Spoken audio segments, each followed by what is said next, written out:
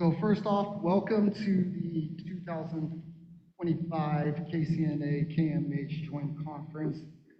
This is the panel discussion that we set up with the Sensei. This is the Sensei panel discussion. So I think they were going to pass out note cards or something, but we are going to be looking for questions from the audience. If you have any, go ahead and prep those. We do have questions that we're going to go over with the senseis. We're going to have, a set of prep questions, and I'm going to help facilitate it. Hopefully, we'll make it interesting, fun. If not, it might get crazy this morning, you guys. Okay, so initially, we gave each of the senseis 3 questions to choose from. Did you each already identify yours? Okay, so we're going to go ahead and start from this side of the house. Ravi Sensei, do you want to go ahead and start with your opening question? Okay, so one of the questions that I chose, or the question I did choose, was about my elevator speech. I'm sure everyone here gets asked, what is Konko? Where are you going to a Konko church conference? What does Konko mean? What is it? And so there's oftentimes confusion, and oftentimes, oh, it's a Japanese religion that my mom or grandma goes to, is the typical answer, maybe. But 1-minute elevator speech that I give to people is that Konko faith, it's a sect of Shintoism, and then people can automatically connect with like, oh, okay, it's Shinto based. But there's a lot more to it. It's not just Shinto based, it's a sect of Shintoism that appreciates everything within nature. And it's also based on this one main teaching within the Konko faith, is that living your life with sincerity, living your life with gratitude, and trying to practice that every day is kind of the core of what the Tenchi Kakitsuke is implying. And I usually started off with that as my 1-minute elevator speech. You could go a little bit more than 1 minute. Oh, okay, great. and so oftentimes people ask for like more clarification of what does it mean. And so I go back to this Tenchi Kakitsuke. I explain the Tenchi Kakitsuke. There's the 3 parts that pray sincerely with all your heart and be one with Kami. Pray sincerely and be one with Kami. And the founder always emphasized this sincerity aspect in our lives. The sincerity is so important because if we're not sincere in our lives, our relationship, our work, everything just doesn't quite work out in the long run. And so that's kind of what the founder always focused on, was the sincerity aspect of our lives. And whatever faith practice or whatever life we live our life with as much sincerity as we can. And of course, we're human. We will miss the mark too. But it's about going back to living this life of sincerity in our prayers and our life. And in the second part, Kami's blessings begin within, hearts grateful and caring. I talk about that heart of Thanksgiving Day. Everyone knows Thanksgiving in the U.S. Time to count your blessings, to think about your blessings, think about what you're grateful for. And because everyone is so focused on the blessings of that moment during Thanksgiving Day, people aren't complaining. And like what Reverend Masato Kawahata Sensei of San Francisco Church always says, he always says, say thank you, thank you, thank you. And the more you say thank you, there's no room for complaints. And that's kind of what it goes towards about this middle part. Kami's blessings begin within our hearts.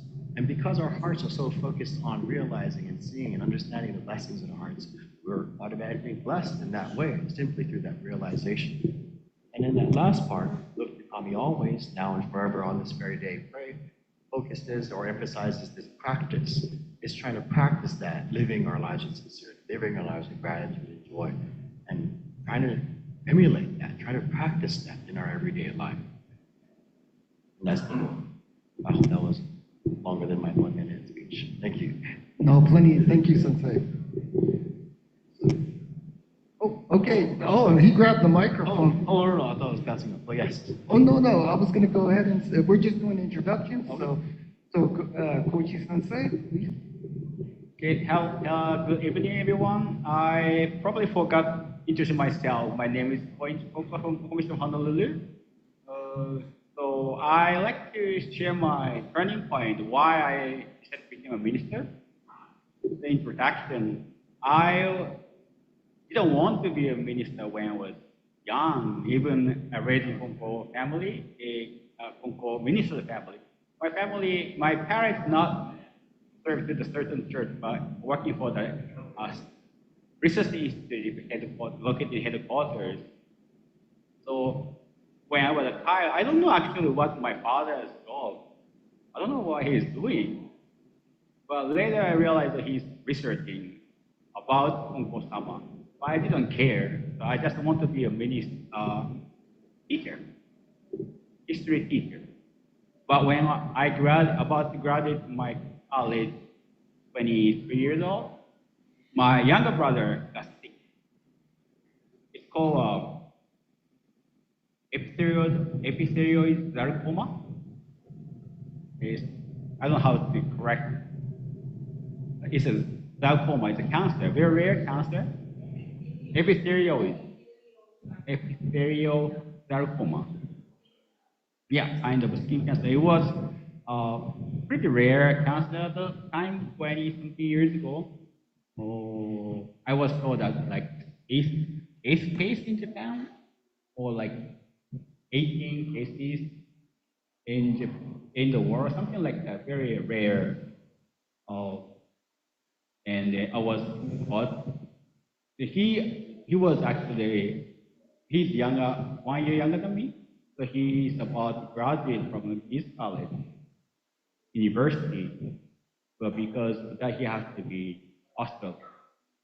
I don't know what to do, and the doctor told my parents like even they don't know actually what to do, even should surgery or not, you know. So, but okay. So it was a big. I didn't. Even though I have a little faith, but I didn't care too much about faith.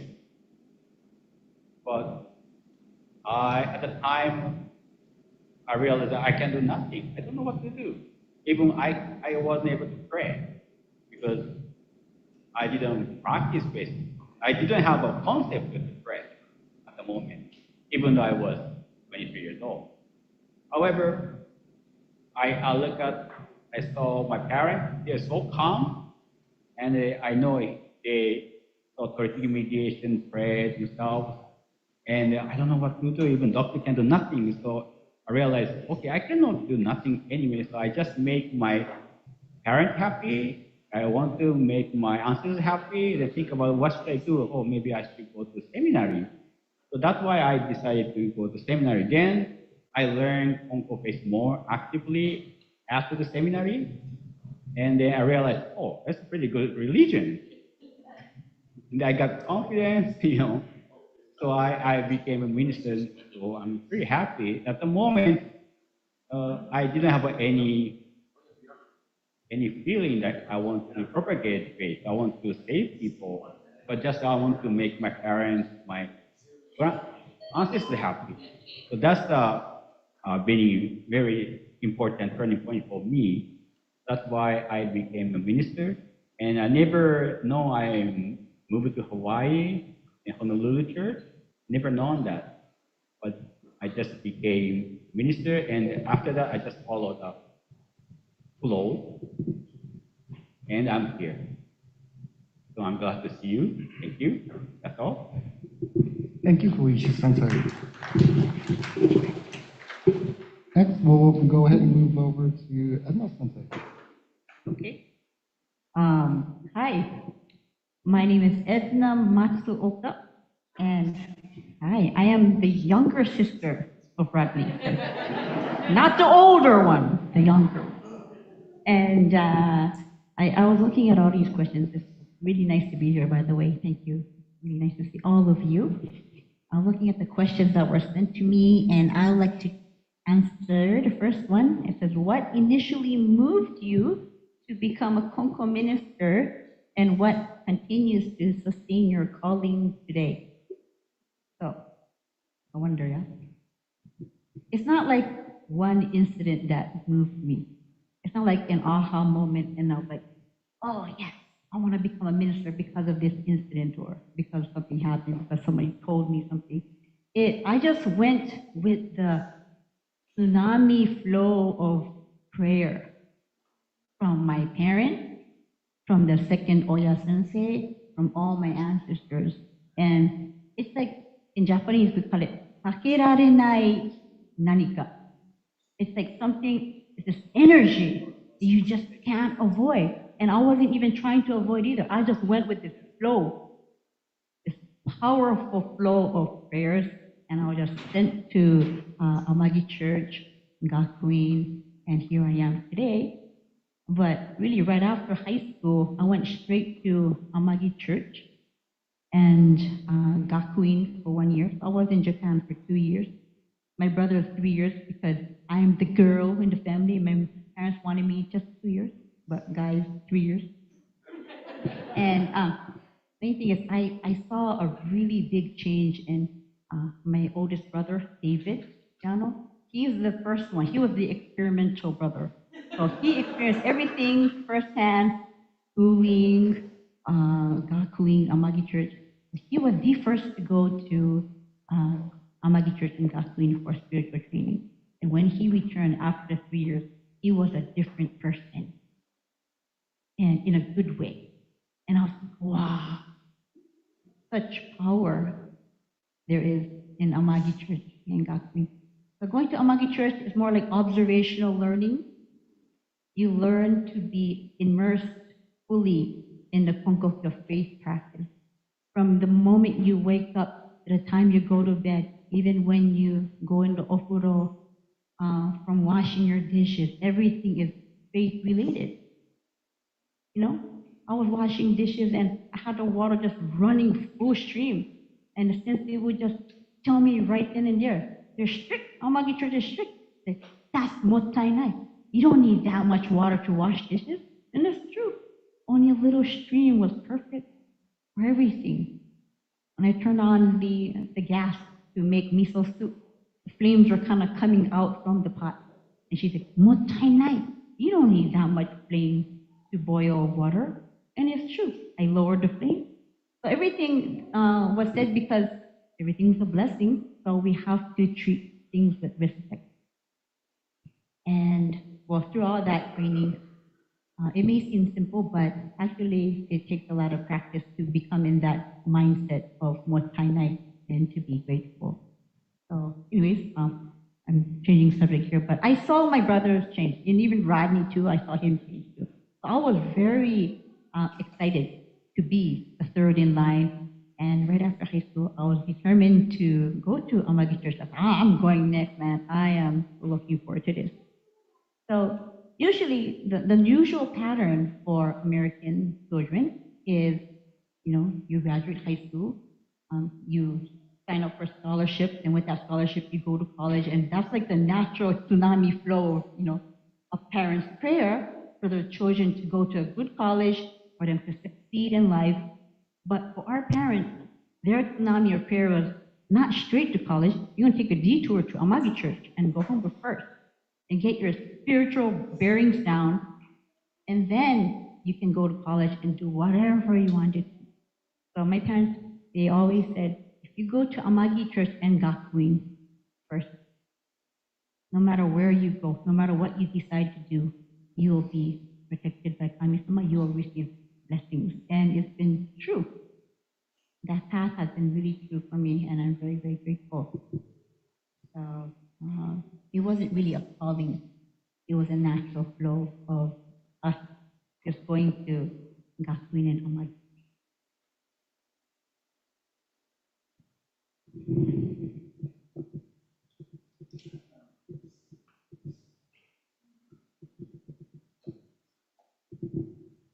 Okay. Well, thank you very much, Edna Sensei. Next, we're going to go ahead and pass the mic over to Andy Sensei. Thank you very much. I'm Andrew Uznoi from Portland Church. And since we're all relating ourselves to the Yano family, the oldest brother, David, we're Toki with his classmates together at Gakuin. We were the Han next to each other, and we spent a lot of times together. I would like to pass my condolences to him that he lost in the arm wrestling championship that year. Probably the only time he ever lost in his life. This was an incredible specimen. And but we had a really wonderful time with David and the Yano family throughout the years. And so I am Uznoi clan, and I'm the second daughter's husband. You don't know me, you are for the Uznoi clan. And I also, too, would like to talk a little more about the elevator speech. That was the original thing that they talked to us about. I think it's an important thing. A lot of people always ask, how am I supposed to get into school, right? And throughout my years, I've really seen one theme that goes really strongly through all things, right? And that is people don't care what you know until they know that you care, right? And so, like you go to a car shop. When my mom goes car shopping, I write a little sticky note on her hand. It's going to be a whatever so she likes fits, Honda Fit. It's going to be Honda Fit. It's going to be green. It's going to have a sunroof. And I have that for her because the car salesman will try to sell her something different. She gets confused and not emotional. So every time she's like, oh, but the white one's cheaper, and looks at her hand. I am here to buy a car, not to be sold, right? And so the same concept will flow through. So when people come in the elevator and they want to know about what Kung Fu is, they're searching for someone, right? They don't care what you know until they know that you care. They don't know that you care until you speak their language. And heart to heart, the longest road in human history is from your head to your heart. So if you just hear the teachings and you don't understand them in your heart, it may take you a lifetime to translate that to practicing every day. You can touch somebody heart to heart because you speak their language. You can receive blessings immediately into action. So on the elevator, people ask me about Kung Fu. My first response is, I use search. What's on your mind? So my elevator speech is very easy. How are you today? What's on your mind? Nothing more. Why are they searching? What's going on? Start them talking. Get them talking going. You know, that's maybe not elevator because it's very quick, but most of these situations happen on the airplane seat next to you with the person next to you. We have several hours to go through it, and then they start pouring out their hearts, and they want more. Want somebody to listen and understand Kung Fu, make it so they want to come and find out. They are here to buy Kung Fu, not to be sold something else. I had one guy at one of our regional seminars came. He was an acquaintance of an acquaintance. Afterward, he's like, I know what's coming next. He has a little cool conference. Now you're going to convert me. So convert me. Let's hear your speech. Man, what's happened to you in your life? What that made you bitter against God? Tell me. Well, you know what? Perfect. Right? He had a big boil, needed to be burst. You just kept him going, get all the pus out of there, clean it out. Then it's ready to be managed. So, what is Kung Fu? Kung Fu is listen.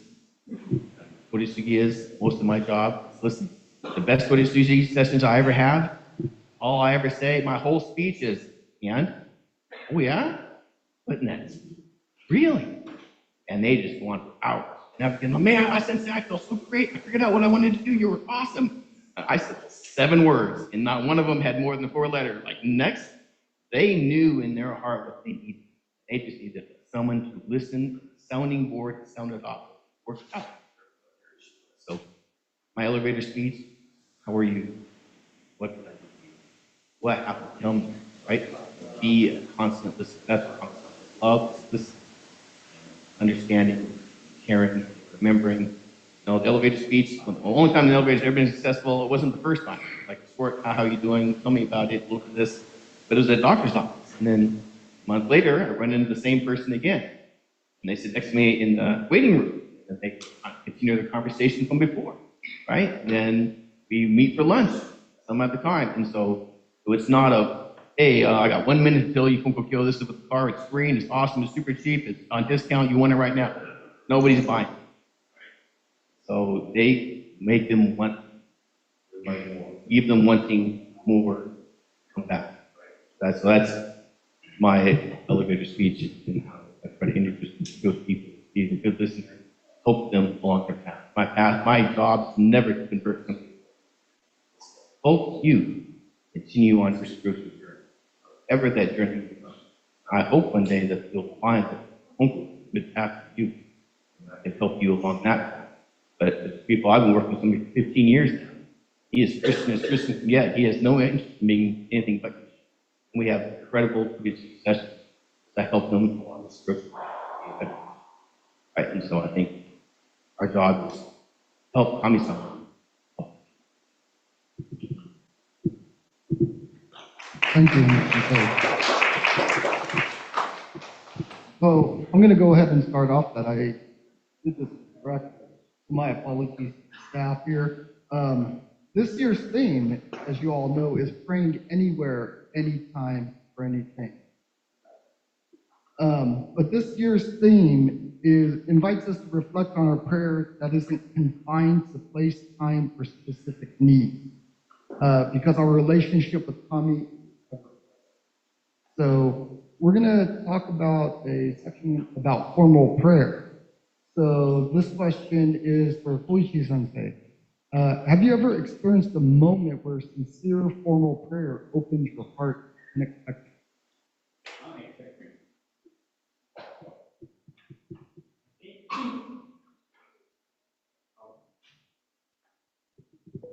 Okay, I kind of forgot to tell you what happened to my brother after diagnosed with having cancer. And I don't pray, but in the seminary. But I'm pretty sure my parents, family prayed very hard. And he was 22 years old at the time, and doctor said his life expectancy 3 months. So it was happened in December. And I thought I was expecting a January, February, March, for him. But he was able to survive cancer. He had a surgery. He was able to discharged from the hospital. And I think that's the moment of prayer.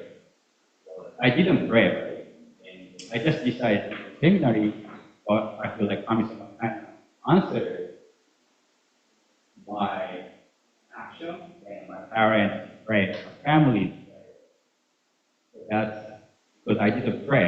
It was kind of unexpected happening to me. And also, 20 years later, he got another cancer, lung cancer, post cancer, lung cancer. One from the original, like 18 years ago, skin cancer. The other one is from cancer, lung. So he has to go to surgery, remove the 1/3 of the lung. But he's still, healthy, survived, okay. He has family, 3 children. That's good. It's kind of long term, but it was very. I want to say that blessing to receive prayer.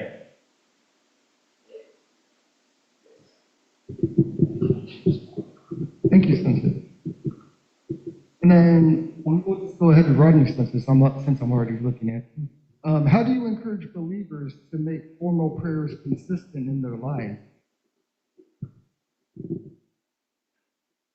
That one's the hardest one, probably, because I encourage through sermons, through talking, through poetry chats we have, Zoom sessions.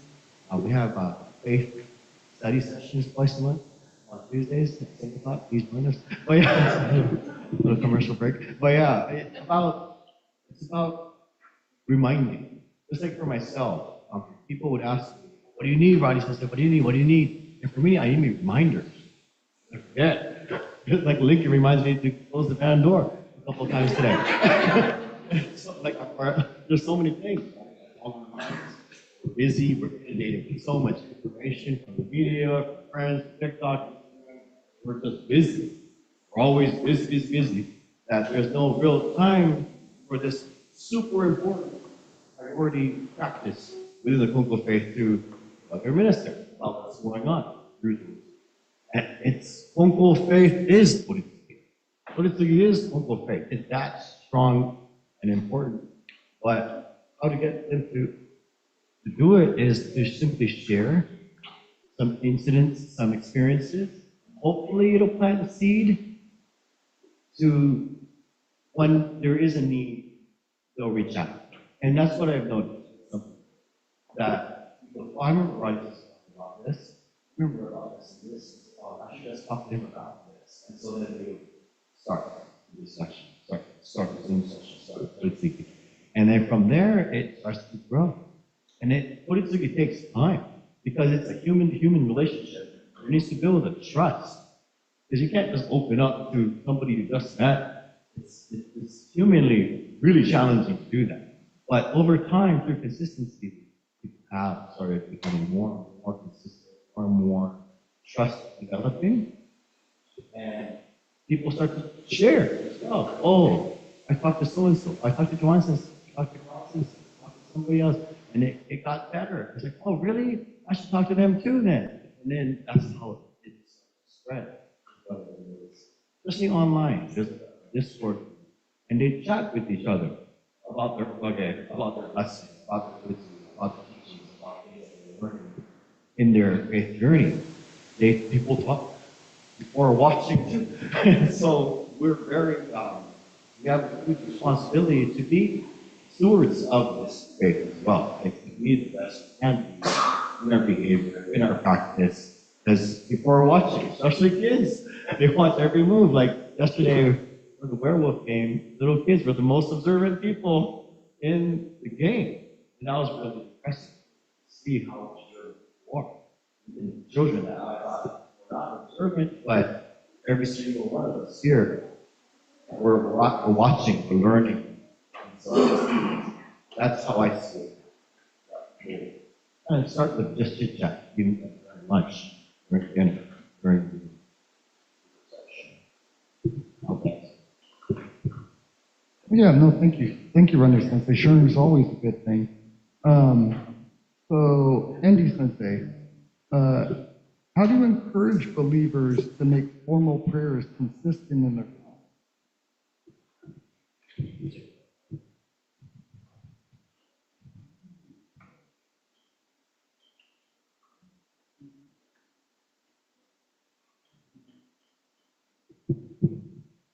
How do I encourage believers to make prayers more consistent in life?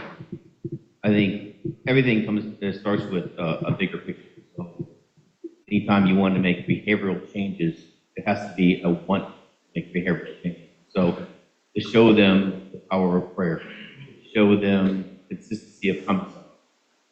And it can start with little things. So, I mean, it kind of depends on each situation, whether they're resistant to praying, normal prayers, for whatever reason they're uncomfortable, stress, uncomfortableness, and it can be a small 2 plants, put them one on each window.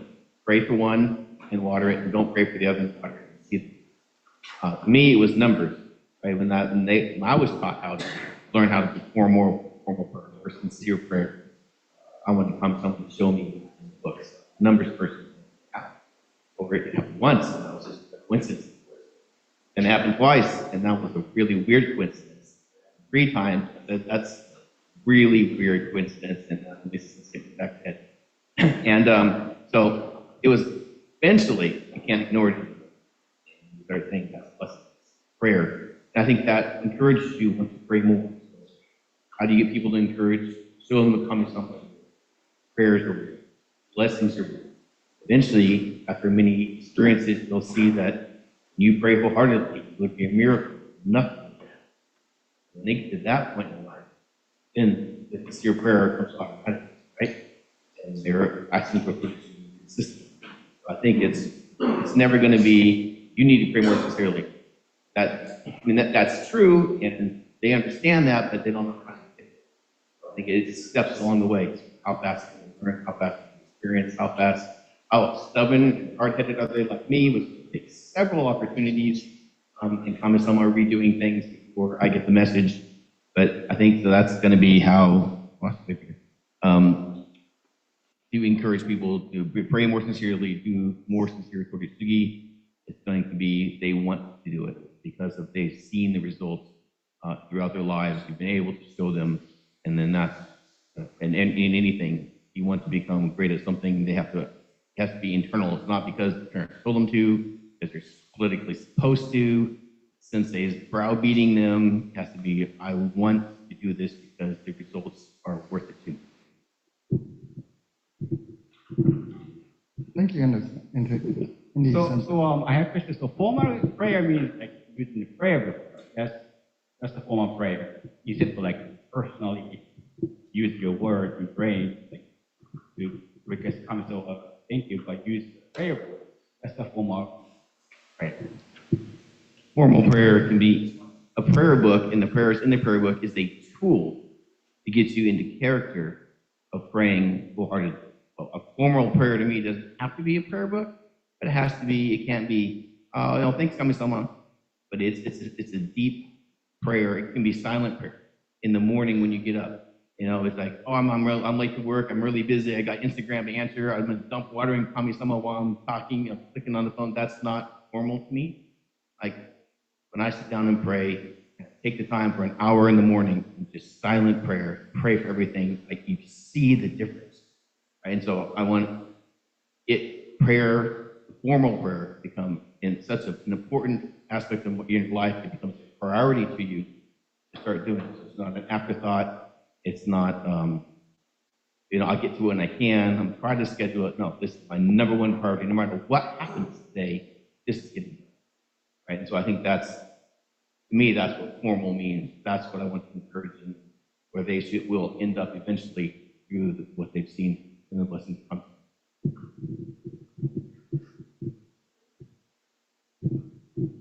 Well, on the same note of formal prayers, what about informal prayers? With the theme that we're talking about, praying anywhere, anytime, anything, that would be informal, right? So, I mean,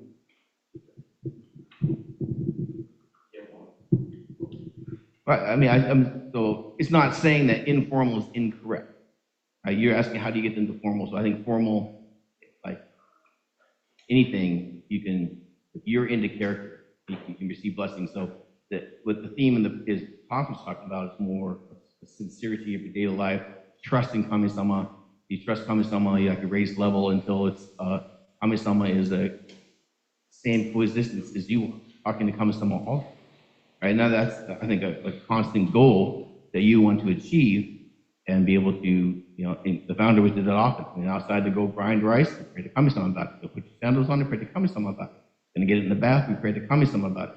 And if you're in constant communication, you're hearing Kami-sama's message. You can avoid a lot of misfortunes or help people much easier, much faster. I think that it's the same family, but a little bit of a different subject of the constant communication. But still, if you get a call from somebody, like my grandma's dying in the hospital, and I'm talking to Kami-sama all the time, I still don't want to say, Kami-sama, can you take care of that? I still want to, I'm going to put my kukui on, I'm going to go sit in front of the altar. This, Kami-sama, I'm still talking to Kami-sama throughout the day. This formal request, something more serious. I'm going to put more time into it, deeper answers, find out the future, to see what's going to happen. So I think informal is not incorrect, formal is not incorrect. There are different uses for these different kinds of prayers. thank you, Andy Sensei. Edna Sensei, speaking of formal and informal prayers, which one do you tend to do more frequently, or are they about the same?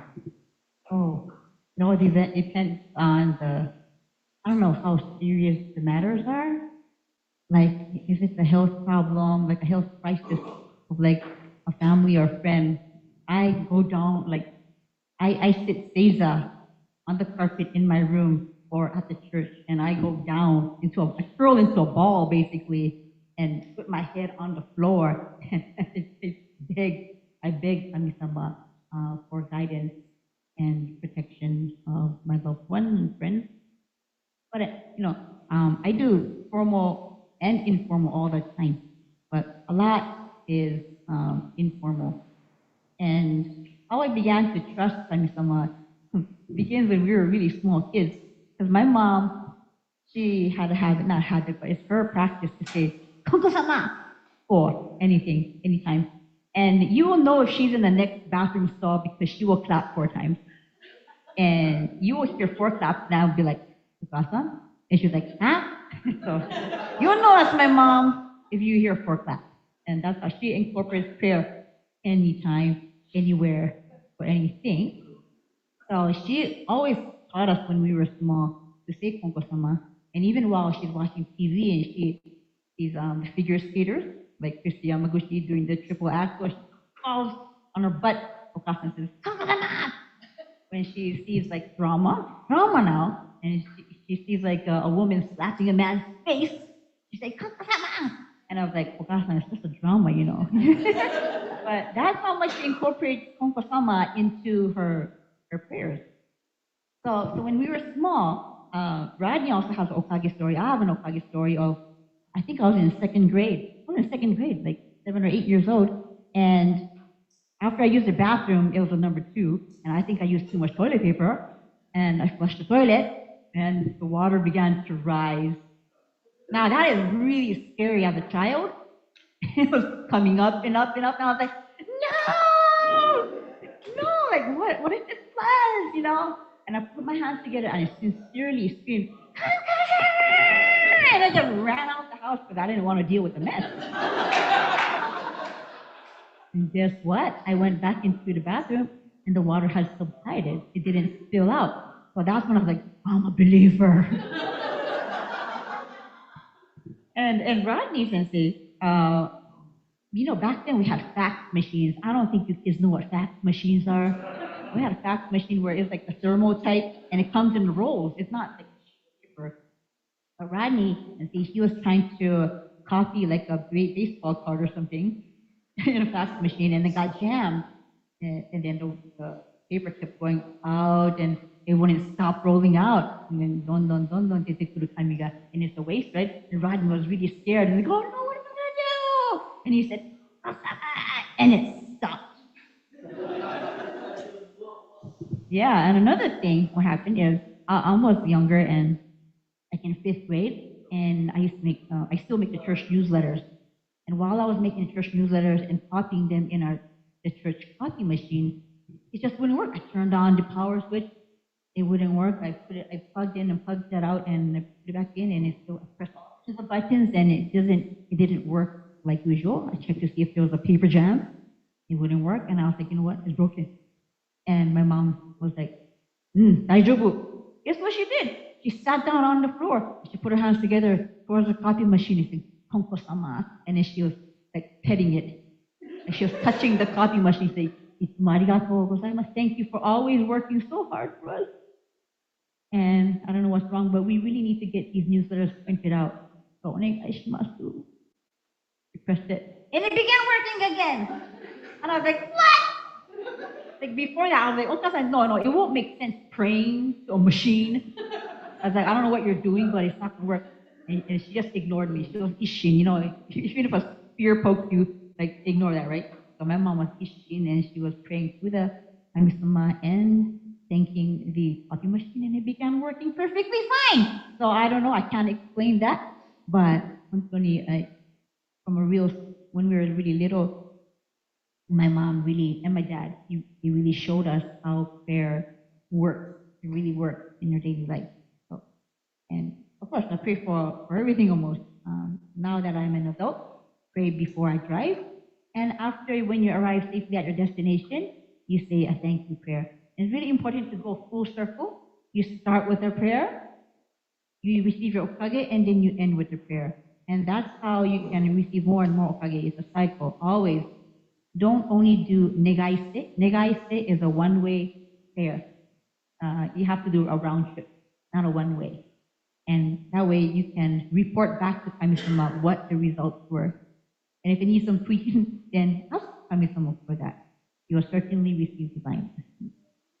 And when you keep practicing to say Konko-sama in your daily life, it'll come up automatically. And that's the level that you want to get to. To be able to say Konko-sama without you even thinking. Like it comes out automatically. And I want to give you an example. A few years ago, when my husband was driving, and I was like texting him or like looking at my phone on the side, and all of a sudden, the car, when we were on the freeway, we hit something like boosh, and I was like, I thought I swore, yeah. And we hit a boar. We hit a pig, and we have the dash cam. And I told my mom about this. I said, Okasan, we hit a pig. And she said, Honto ka? Like we were okay, no injuries, but the car was some damaged, but we were able to fix that. The first thing Okasan said was, Konko-sama to itaka? Did you say Konko-sama when you hit that pig? I was like, of course not. I probably said an F-bomb or something. But I was like, you know what? But we have a dash cam. I'm gonna review. I'm gonna get that little SD disc, and I'm gonna review what I said. And guess what? I shouted Konko-sama, and I didn't even remember shouting Konko-sama. So I was like, wow, maybe all this practicing made a difference in my life. And thankfully, we didn't get into a major accident. So that was a really big hokage. And thankfully, insurance was able to repair those in the front bumper area. But that's where you want to be at, where Konko-sama comes up automatically in your life. Thank you, Edna Sensei, and I really appreciate you telling me all these stories and listening, especially about your mom, because I felt alone being the only one praying in the toilet. Now I know I'm not alone. And I know it's okay. I thought it was a little disrespectful, but sometimes that's the only time I get a lot. My family will tell you I get a lot of alone time in there.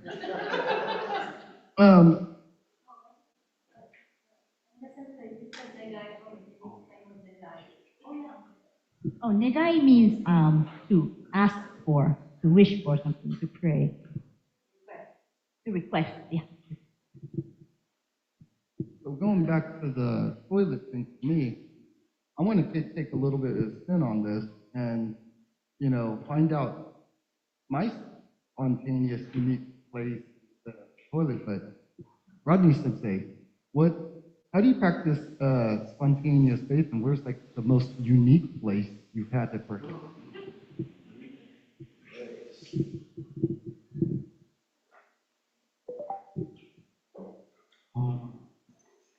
It's random, yeah. It's always random because we don't know what's going to happen tomorrow or even the next hour or the next minute. And oftentimes, yeah, the most unique place that I do practice is my bathroom, like what Tom was saying. And so you probably saw the YouTube video on the San Francisco homepage under my profile. There's a toilet video. Like, okay. Why is there a toilet video in there? But it's an important video. And where I learned that from was through in seminary school, 20-something years ago. But one of the goals that the minister asked us to do is like have a shinji mokyo, or a faith-related goal, something you can practice every day. And so my goal was to pray after I use the restroom every single time I use the restroom. Ever since that time in Gakuin to now. So I still pray in my heart. I don't do it publicly in front of people. I say in my heart,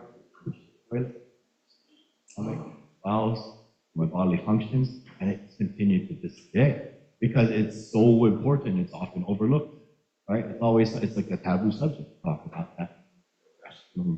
Things that go on, but it's absolutely critical to our health, and we realize it when we are in those dire moments in traffic, playing for the things, right? So it's about, I think that's the most meaningful, in a way, but for me, it's normalized. It's become normalized, and I encourage everyone here to normalize, appreciate our normal bodily functions. And Edna Sensei, she creates these little placards. I think I brought a few to put a little tiny poster about this size to appreciate your bodily functions, to appreciate the restroom that you're allowed to use.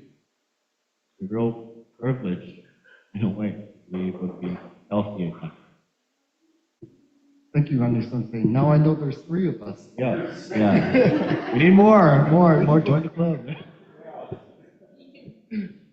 Koichi Sensei, can you share a time maybe when you made a unexpected prayer that maybe have changed the whole situation for you? Prayer. I just want to share my first prayer, I could say, when I was a child, 10 years old. even I raised in Kongpo Town, I host, we attended the monthly service.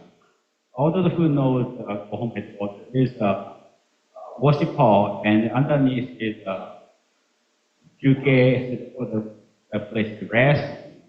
That's the place we play while we have service. The students gather together down there, we play. And so I personally don't care about faith at the time. But when we went to fishing, catching fishing with a net, fishing net, there's a Satomigawa in Kongpo Town, in between headquarters and the station. You may know that's Tenjo-gawa. So the bottom of the river is higher than where we live. So there's a wall, high wall. There's a steps to go down. So we used to play, catching fish, catching clam and stuff. Sometimes every day we went to the big fish, we tried to fight to get the fish. And one day I probably was by myself. I went down, I have a fishing net and a bucket, and somehow I decided to climb up the wall. It's pretty high, but I thought I could do that. And I wore the slipper, flip-flop, and it of course wet. I walked in the water, wet by the climb up. And it was pretty good. In the middle, and my foot was so slippery. I have a fish net and a bucket with water, and I couldn't move at all. And I looked down, and maybe I can jump. And I looked down, there's a big rock. So I jump off, I'm gonna hit on the rock. I don't know what to do. And the signal some more, I couldn't move. So that's the first time for me. I remember that I prayed.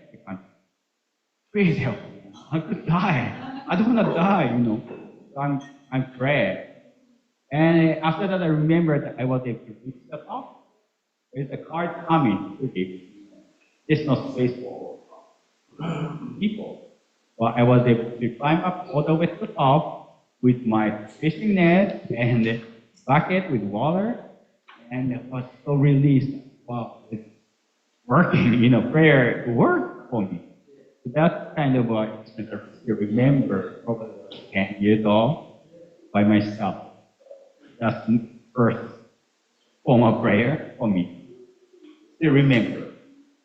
Thank you. Thank you, Gui. So I'm going to go around the table again. We're going to look at Andy's and say, but tell me one prayer that has significantly changed your life.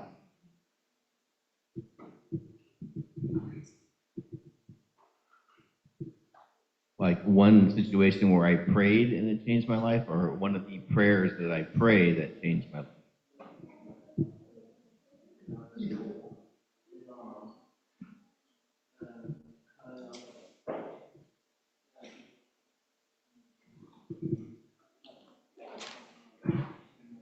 So I think more than just a prayer, it was a series of prayers to the situation. So I think, like I said, I think in the beginning, I was very hard-headed. I wanted numbers. And one of the things that happened when after I became a minister was Usunoi Sensei sent me out into the community. And that's kind of where I started what I said earlier about people don't know what you care into, they don't hearing you until you speak the language. Don't speak the language until you talk. So go out in the community, get a blue-collar job. I ended up working in the bowling alley my father owned. He got sick, and I ended up having to take it over. And he had saved it from another guy who had no idea what he was doing. And it was in dire straits. My father was saving it, and he got sick, so I suddenly had to save it. But I had no idea what I was doing. And so it was a very good adventure. But key point of that whole story is it was counting. So every day I looked. And we had, part of it was the organ lottery. Oregon runs its own casinos and makes money off it, doesn't let it privatize. So we had the casinos and everything, and they run it very much like the mafia. Every week they show up at 7 a.m. and you have their cash ready at the door, and if they don't, there will be a whole bunch of people in your building taking everything out of it seconds. And bowling is a seasonal business, very good in the winter, very horrible in the summer, especially in the place like Oregon where it rains 250 days a year. When it is sunny, it's ghost town. There's a lot to do outside. There's nobody will go inside. And so every Sunday we struggled to do it. So I kept asking Sama, prove to me that prayer works. And so this bowling alley became my catalyst of prayer. And it was in such dire straits, it was over and over again. I come home like, we're not making it through money. He says, like, oh, we got to pray about it. It'll be okay. Like, no, it's not going to be okay. We're so in debt. And the bills come due Monday. And if something would happen, we'd have a really big party, and then the money would be there. And the next week, I was same place. Yeah, we're not making it. It's so bad. Well, finally, it came down to one day on this lottery where we had something broke, and we had to pay for it, and I didn't have any money to pay for it, and I used the lottery money and hoping we'd have a good weekend, and we didn't. And we didn't have the money, and on Monday night, they come at 7 a.m. on Tuesday morning. Here, $7,618. That's a big chunk of money. And there's no money. There's no money, there's no borrow, credit lines are maxed out. And I said, this is it. He goes, we haven't prayed. Like, there's nothing Kami-sama can do to save this day. I mean, the day's over. I mean, this is midnight, right? We're closed. They're coming 7 hours from now. We're not open between this closed and that opening. There is no money coming in. We are sunk. We're sunk. It's done. You got to pray. What's somebody going to do? Drop money in my door? Put money in my account?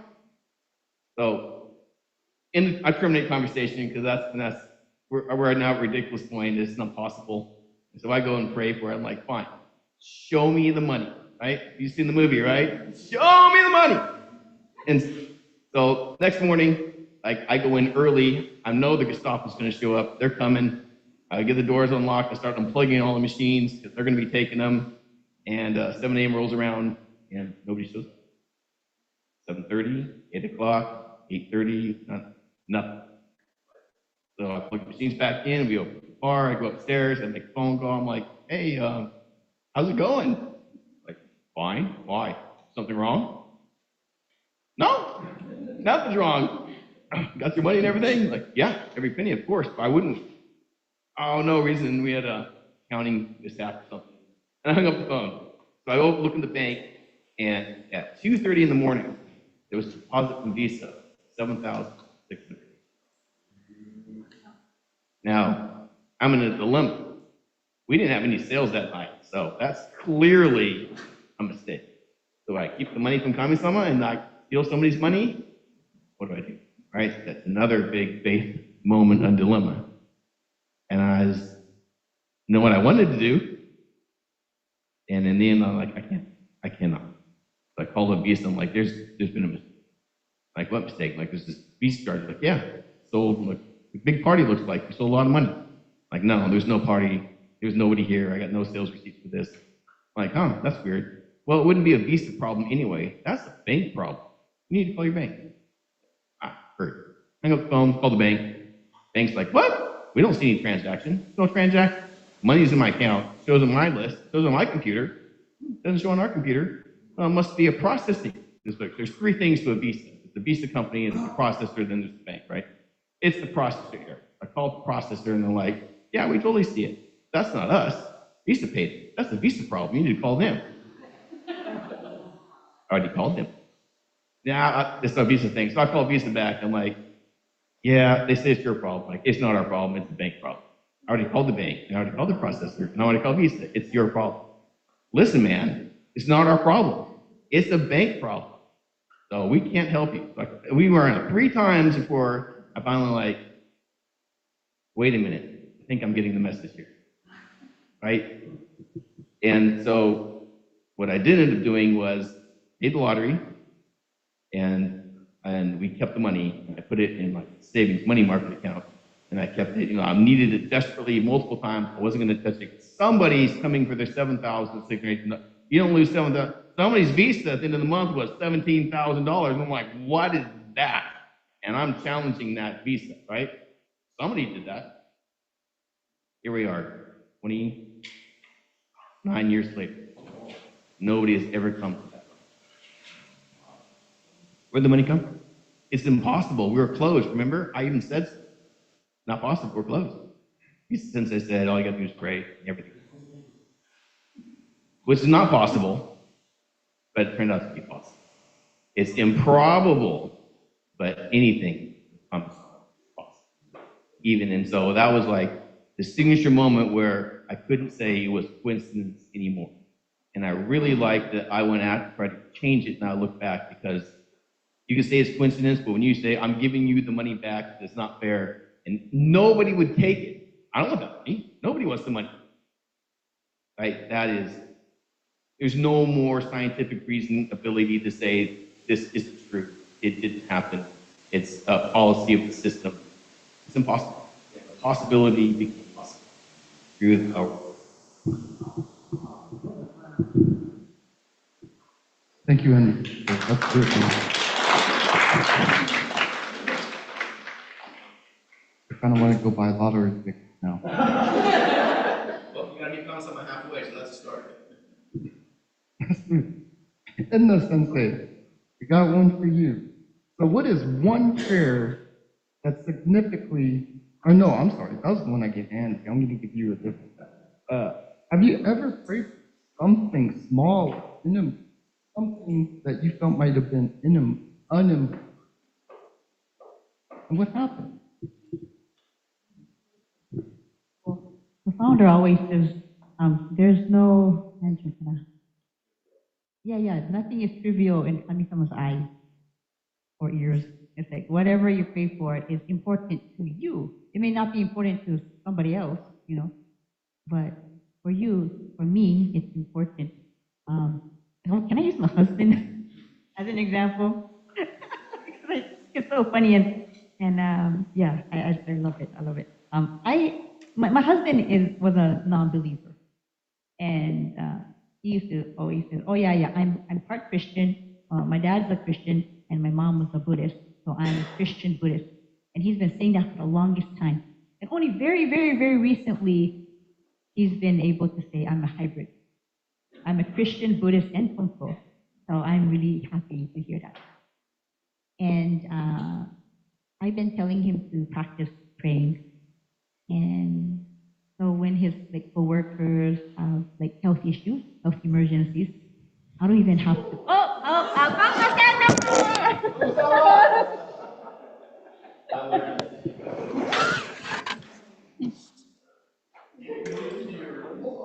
Funko-sama. I'll just close the window. Yeah.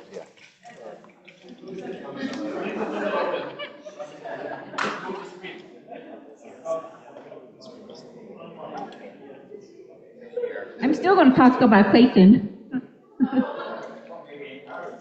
Yeah. I'm going to encourage him. Yeah, so I told him to pray for anything, anytime, anywhere. And he's been doing that actually. He's doing it more than me. And sometimes I forget to say itadakimasu. And he said, you forgot to say itadakimasu. I was like, oh, dang, you're right, itadakimasu. And when we cook the first rice for dinner time, he puts it on this little plate and we offer goshimpan. And he is really good about doing that. Sacred rice, yes, goshimpan is sacred rice. So before we eat the first bite, we have Kami-sama and the Mitama spirits eat the first bite first on the special plate. Well, anyways, my husband loved Pokemon cards, but now he loves Magic cards, Magic the Gathering cards.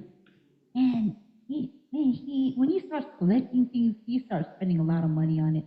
But anytime he buys a card pack, he always offers it in the altar.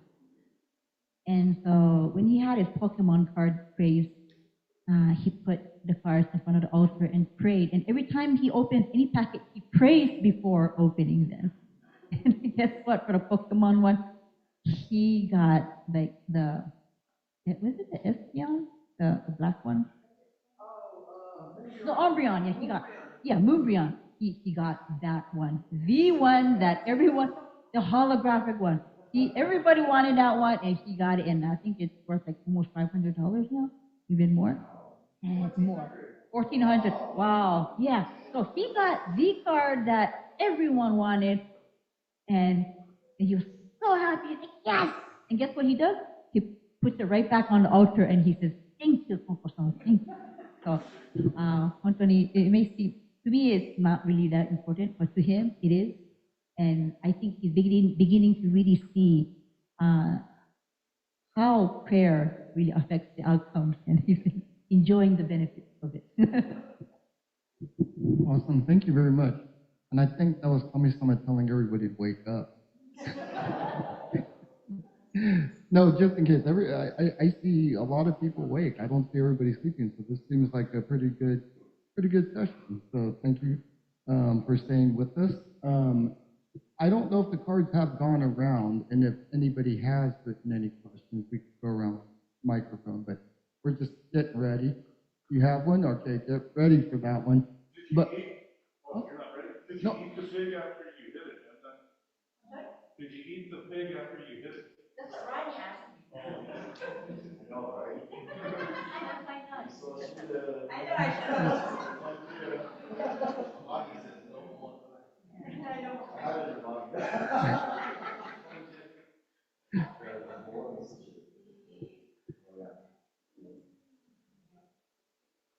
oh, yeah, sure. Let's go ahead and just open some up.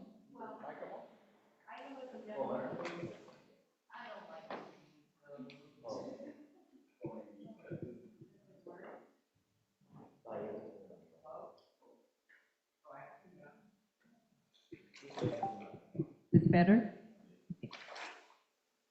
We as members always go to church with Horiki, we ask for blessing, blah, blah, blah, blah, blah. I know it's important to go back, full circle. So I was wondering, we depend so much on ministers for our faith. What would you like to see from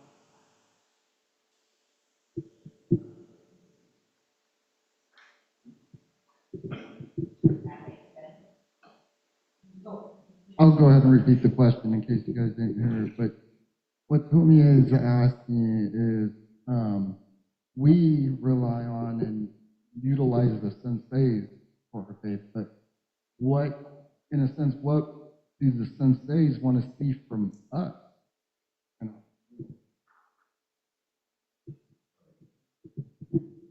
Thank you for your question. And earlier I read Rin's notebook, her notes, and it was really inspirational. And she mentioned the 4 pillars of faith, which are the members, the ministers, Konko Daijin, our founder, and Tenchi Kane no Kami-sama. So in Christianity, they may call it the Trinity, but in Konko-kyo, she mentioned it was the 4 pillars, and I really, really love that. And the 4 pillars is what makes Konko-kyo a living, breathing faith. So if we can all work together as a team, then we can really liven up the faith.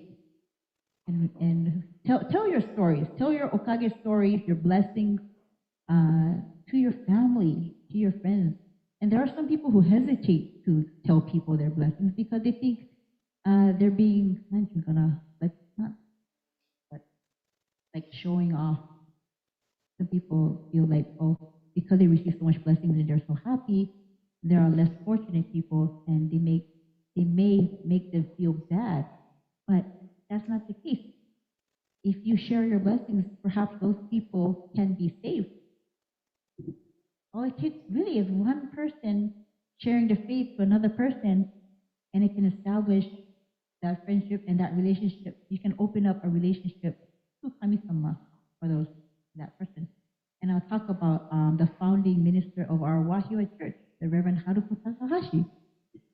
She was a Nisei, second generation Hawaii-born local girl.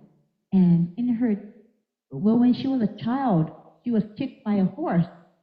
So she had visual the disabilities. She couldn't really see very well, and she had really thick eyeglasses to hide her eyes, her crooked eyes, and her bulging. She said it looked like a dead fish, bulging eyes of a dead fish, and she would get teased, and she even contemplated suicide when she was a teenager. But it was when Reverend Haruko Takahashi, before she was a reverend, she was invited to her sewing instructor's house to have a meal. And the sewing instructor looked at her eating habits and like, oh, that's so strange. Why are you avoiding your meat and your fish? She was just eating the vegetables, I guess. And she said, oh, it's because I practice oyakushi-sama and odaishi-sama, and for my eye ailment to be cured, I have to follow these strict dietary guidelines of the beliefs. And so Miss Kusunoki, the sewing instructor, thought, hey, that's really strange because in Kung Fu we don't do that. We don't have dietary restrictions. We eat everything with a grateful heart. So she says, you know what, Haruko, come, why don't you want to come with me to the Kung Fu church? So she invited her when she was in her teens to the Kung Fu Church of Honolulu when they were having a service, and the Reverend Masayuki Kodama was talking about the favors of earth, what the earth does for us. And she was so overwhelmed with the feeling of, wow, I did so much irreverence to the earth. I made so much waste. I took the blessings for granted. That's when she had an eye-opening experience. That was her eye-opening experience, the talk with the sensei and listening to his sermon. And it literally opened her eyes, and her visual irregularities healed. And within a week, I think, she was healed.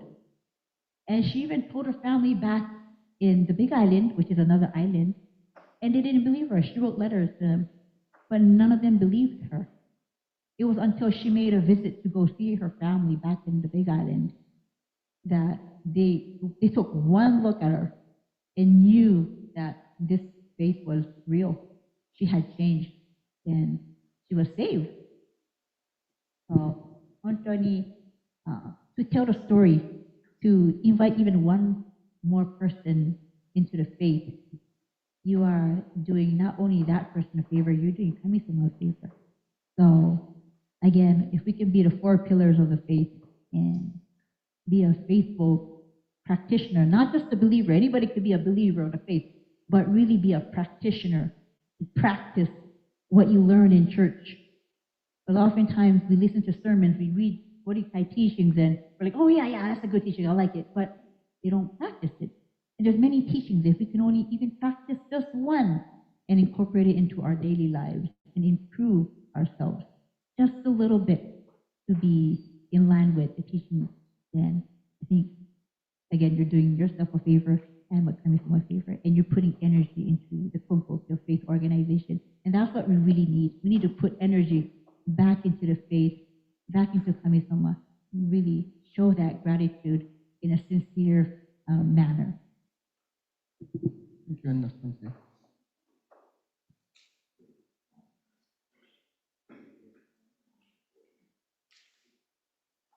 Oh, okay. So if you do have a question you want to ask, please raise your hand right now, and then they'll go ahead and bring you a piece of paper that you can write down the question, and then we'll go ahead and answer them for you in the panel.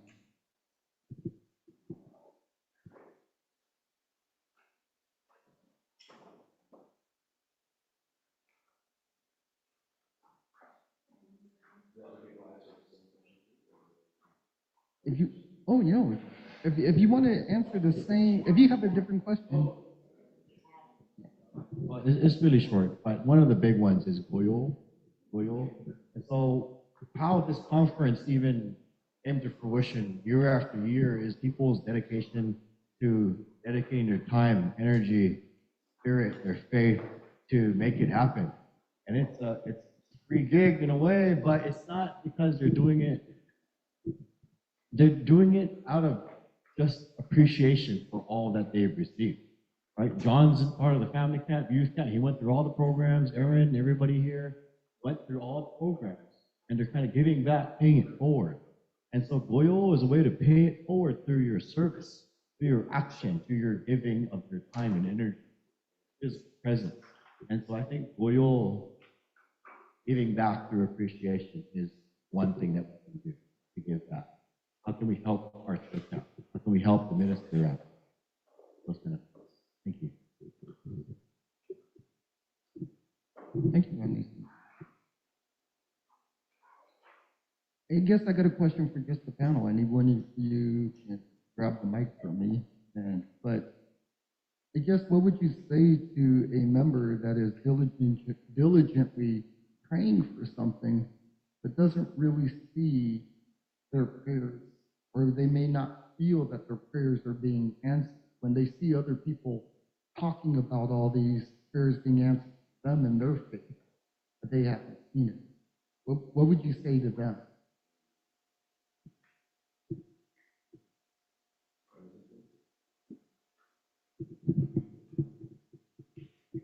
Please come to the Kekai. I think, we actually talked about this, Chris Elliott, a bunch of things, and one of the Sensei said was, like, when you pray, it sends out a pulse, reverberates off Kami-sama comes back. And our job, that you ever seen, like, we've shown our works, or read our works, they have all those pulse waves coming back. Other people were sensitive to it, like Kunko-sama, the story that he gave of woman Ishin to save up money to come, and she prayed wholeheartedly, and that pulse wave went. Kunko-sama, hundreds of miles away, heard, felt it, understood it, and when she came, he already knew her name and what her osmai was, and she could hear it back. And so we talked about, like, turning, like, as a person, the radio waves are always there. This is at least the Sensei's sermon, and your job to turn on the radio so you can hear. And so I think people who aren't receiving blessings, or they don't perceive that they're seeing blessings, I think that immediately we'd like to talk about turning on that radio. So in my experiences, the miracle would be if you prayed wholeheartedly and nothing would happen. And there's a fun little story quickly that there was a man who really wanted a Ferrari. He prayed to Kami-sama, I want a Ferrari, I want a Ferrari, please give me a Ferrari. And the next week he got a job as a janitor. He goes, that's not a Ferrari. I cannot make a Ferrari on this piddly little pittance. How is this a divine blessing? And so he worked there a few months, and then one day, a coworker called sick, and came filled in. Girl, she worked really hard.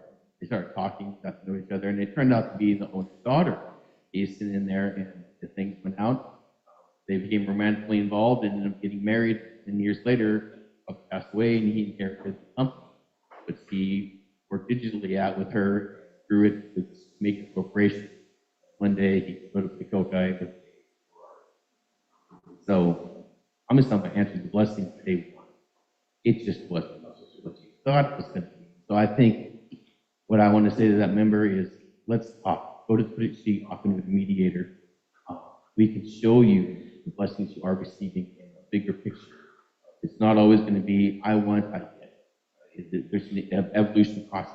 A lot of the time, we need to learn. We're not ready to receive that blessing yet. We have learning and growing to do. 16-year-old kid, every 16-year-old kid wants a Ferrari. Give them a Ferrari, they're going to wreck it. 99% of the time, that's why insurance won't insure it.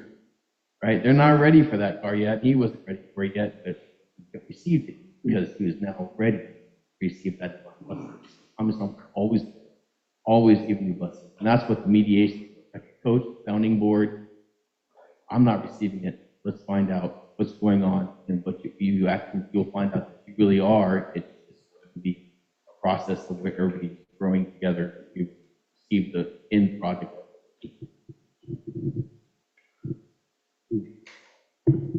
Thank you, Andy Sensei. You guys, either of you have to.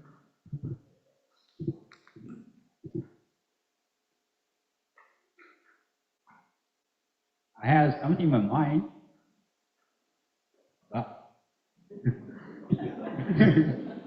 Well, I shouldn't save my beer. Answer. Well, I think what I want to say was that we receive blessings, sure, but the Kami-sama wants to give us blessing. Sometimes I believe it's different what we wanted. So we thought like we're not receiving blessing.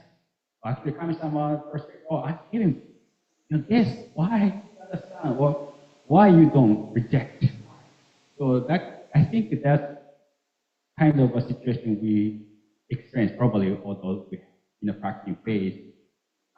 We have this kind of experience that we pray and the blessing was a little bit different, but more than we expected. Like I said, I was say,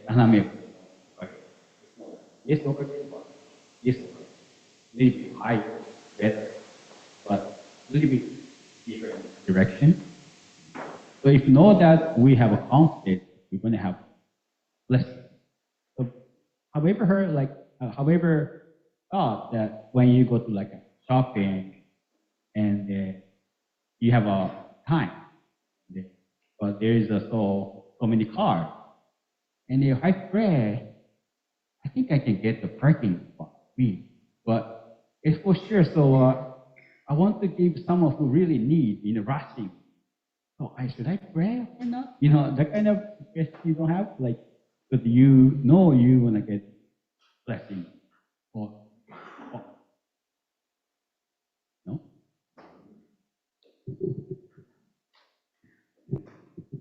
Yeah. To answer that question, it's the lesson in patience that the founder often teaches, that life often teaches, that just the questions that go about it's not, but and like I was saying as well, that you may not be ready at the time. It just takes time, patience, because that seed is growing underneath the soil. You don't see what's growing underneath. We want the fruits, but it takes a while for that tree to mature and grow, and it's going to take a long time, a lot of due diligence as well. And so the founder often kind of emphasized the responsibility of ourselves as well. We have a responsibility. We cannot just rely 100% on Kami-sama is going to do everything for us. This the last thing happened. It doesn't quite work like that. And like what Edna said, and our friend talked about the four pillars, it's this ayo kakeo connection. We have a responsibility as well as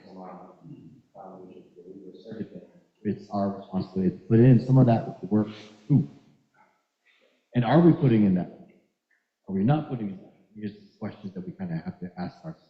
Evaluate why isn't it the way we want it? And oftentimes, after the fact, because hindsight is always 2020, we'll realize, it was supposed to be that, right? It was a learning lesson. Thank you. Oh yeah, Julie, I'm reminded of,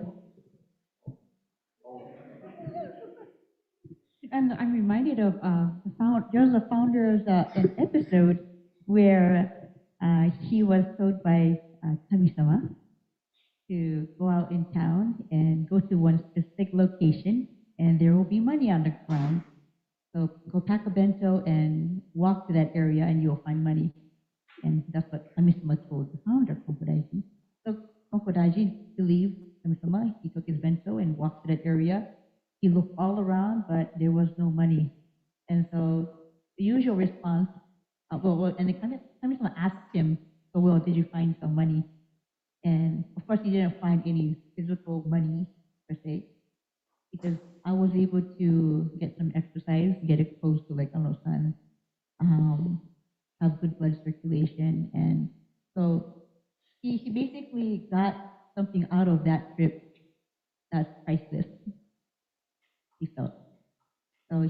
The founder was able to not blame. He didn't blame Kami-sama. He didn't call Kami-sama a liar. I didn't find any money. What are you talking about? But he said, took that opportunity as, Kami-sama is giving me this gift. It wasn't physical money, but it was a priceless gift of good health, being able to walk to that area, being able to get the fresh air and exercise, good blood circulation, exposure to the sunlight. And I think he got, a nice view of the town. So in that way, you may not get the specific wish or prayer that you're asking for, but I think Kami-sama definitely has a custom gift, okage, for you. And you may not see it as a gift in the beginning. It may even seem like a misfortune. It's like, why is this happening? But later on, you'll be able to look back. If you have faith, you'll be able to look back and say, you know what, that was a blessing. Although at that time it was really, really bad and I was suffering, but if I didn't go through that experience, I wouldn't be where I am right now.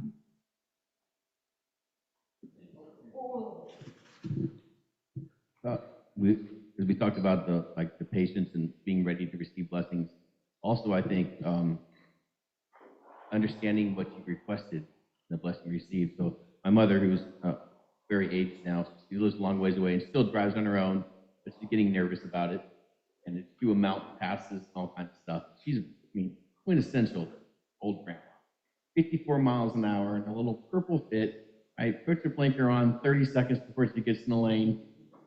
And so she was nervous about coming in and asked if we could pray. And of course, pray. And so we prayed for a safe trip. Have a safe trip. Nothing goes wrong. It's about 2 hours, 2.5 hour, 3 hour drive. About 4.5 hours shows up at the door. You okay? Fully in tears. What happened? I got a ticket. A ticket? What kind of ticket? Speeding ticket. Like, I didn't know your car went over 50 miles an hour. There's this military convoy, it was like 70 cars long, and they were going like 35 miles an hour, and it was, all that diesel smoke was coming through because I'm decided to pass. So it went up the mountain, and then it was so long, we went down the mountain, and she didn't realize 65 miles an hour. And they, of course, they found out the cop. You got $384. I don't know what I'm going to do. So the cops pulled me for an hour and a half. What happened? Well, then I got to the freeway, dead stop traffic. Huge accident, overturned semis, logs all over the road. I was like, that's crazy. Actually, I heard about that accident on the news. What time did you leave? Well, I left at 2 o'clock. Okay, well, you to the freeway, 2 hours from there to the freeway, that's 3 o'clock. Look at the accident. The accident happened at 3:01. What did you ask for on your request? You asked for safety. If she didn't get pulled over by that police officer and lost that 30 minutes with the ticket, she would have been in the freeway around 3 o'clock. The accident, the semi-truck flipped over the logs, crushed many cars, happened at 3:01. There's an excellent chance she would have been involved in that accident. So you did receive Thomas divine blessing. That cop was sent to you to save you, so you would have a safe trip. We didn't ask for a fast trip. We didn't ask for no tickets. We asked for a safe trip. And a safe trip is what you received. Here's $384, and here's $384 for the trip home in case you get pulled over again to be saved once again, because your life's worth a lot more than $384. What a blessing.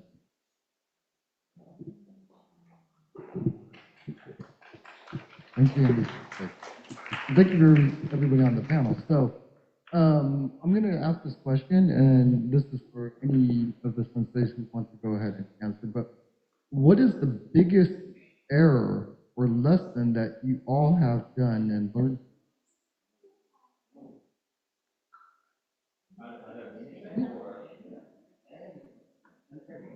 The biggest lesson is to I learned a lesson to accept every prayer as is, because we are just the mediator. We're like a tray. So whatever you give to us, we have to take it as is, without changing it, without adding any salt or pepper to Kami-sama. We can't modify it. We can't have any like ill thought of whatever prayer that comes through. And I say this because there was a time when somebody wanted to give a request for a dire situation where one of the family members was almost dying. Like the way I heard it, it was almost like the person was dying and has multiple health issues and kind of more advanced in age. So, you know, requesting for that person to be saved in my heart felt kind of unreasonable almost. And I thought, shouldn't she be praying more for a smooth transition into a spiritual world instead of having for that person to be cured, such a like almost hopeless situation? Because I'm a nurse and I don't know if this person can be saved, although it's a prayer. But with that authority, I put it to Yano Sensei that, and he says, don't change it. That's the prayer that you receive. Don't think anything of it. Just take it as is and deliver it to Kami-sama. Kami-sama is going to prosper you. And guess what? That person received full divine blessings and is doing fine today. So we are not to decide the fate of anybody. It's Kami-sama. We cannot think any situation is hopeless. Because Kami-sama is the one that's going to ultimately give divine blessings. That was a lesson I really learned.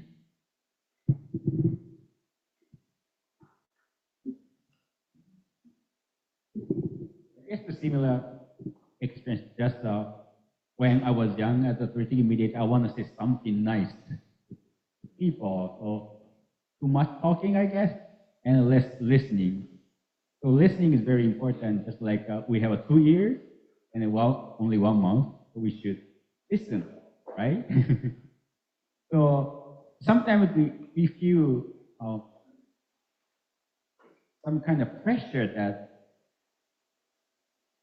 people want to listen to you, but actually we the one who should listen more than people who can't seek political mediation. So that if you don't have a confidence, you just speak before you listen. But if you practice this, you understand the Kami-sama, you have a confidence that you can listen more, and you can feel the true problem. Sometimes people say this, but actually it wasn't a true problem. The person has more want to say something to say. I have experienced one person came every day over 6 months and basically said nothing. But it took half a year to say to share true problems to political mediator. So that's very important. I didn't ask anything, but I just waited, I just listened. But over half years, finally, she was able to strong enough. Similarly, when we have before COVID, the homeless person came to homeless church. We have a garage at the time, and we saw like the person who came out. We saw like the person want to buy something, but just kind of big guy, but wore the like different kind of clothes. And next time I saw the person in the property, and I was in the next door, and I saw like he will put pants down and doing some scrolling, something doing in the first property. What is he doing? I couldn't see good, but there's a like thing over there we have to clean. But he started to come somehow, and it comes to strategic mediation and see. And I just listened because first, it's hard to understand what he's saying.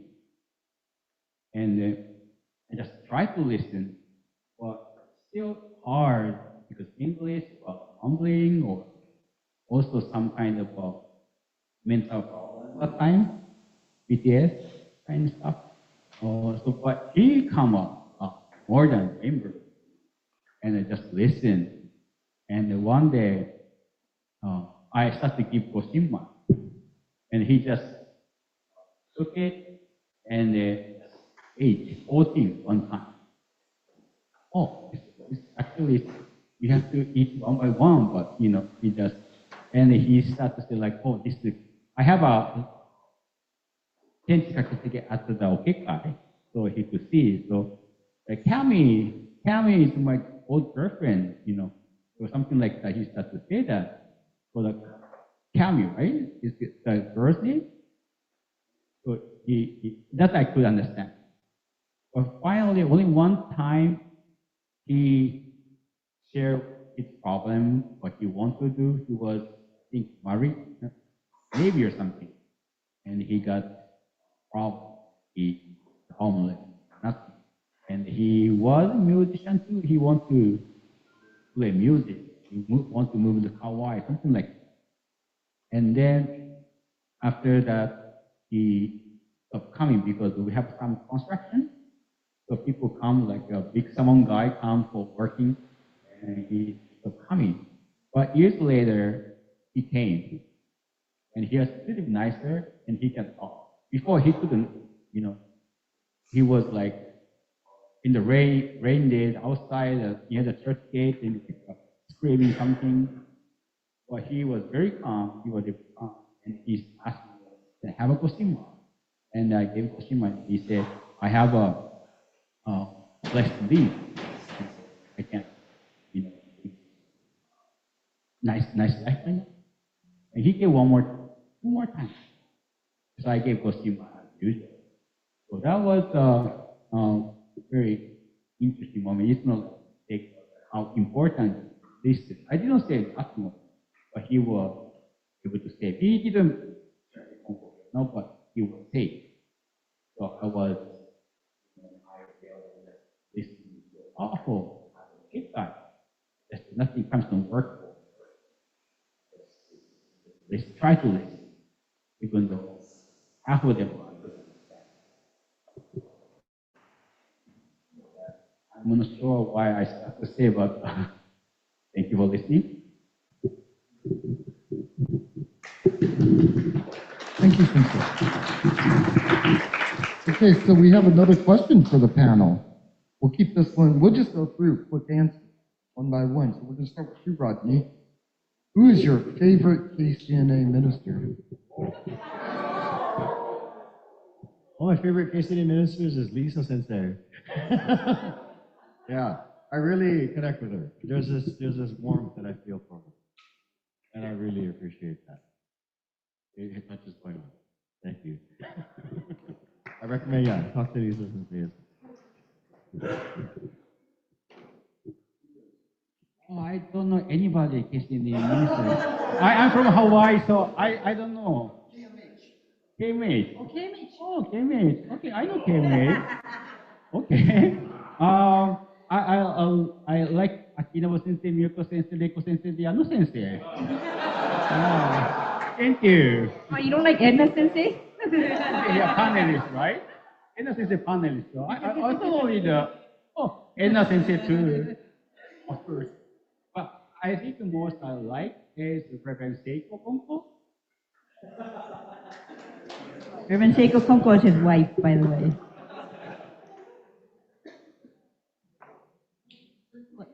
For KCNA or KMH? Both? Ooh. My favorite KCNA sensei is Kawaha Sensei, Reverend Masato Kawaha Sensei. He's Mr. Arigato, Mr. Thank you. And because of him, I try to incorporate arigato into my daily life. And it really helped me appreciate the little things, which are not really little things. Those are the really important things, the things we take for granted every day. And for KMH, I can't, because I love everybody. And we are all a team, and everybody, every single minister is very important, and they've done Goyo very hard, worked really hard for the diocese, and I really appreciate them. My answer is very easy, and to be safe, my favorite minister is Reverend Lisa Uznoi. I do wish to wake up tomorrow morning. But she is my rock and foundation, the reason I'm here and all that I've become. From Michie Sensei, Uznoi Sensei, the faith, the transformation group, like, and there's a mini talks today about a little kid and all the things they've seen and she has. So I didn't get that opportunity, but she passed on all that to me. And she is my constant genkotsu, which is a brain duster for every time I'm arrogant and or stubborn and hard-headed. And she's also my cold-blooded samurai for when I'm politically handcuffed, can't do things, and still just walk in, play hat to everybody who needs to be also genkotsu. So, here it is. Thank you, Sensei. Thank you for that question. The next question, this one actually is for you, Rodney. Uh, the question is, isn't it a little misleading to start your elevator speech by saying Honko Kyo is a sect of Shinto? Maybe technically it is, but it is not. Correct. Yeah, but it gives a connection because I don't know where the background of the individual comes from, but at least there's some common ground to work off after that because it connects. Because if you say it's completely individual, completely independent, there, I guess I'm thinking that too, but there may be less of a distance. And I realized through saying that there's more of a connection with people, especially when people come into these boards, because it's the altar setup, the building structure, the chief on the top, Hamaguchi, the onasa, everything is adopted from Shinto tradition. It's very much Shinto looking.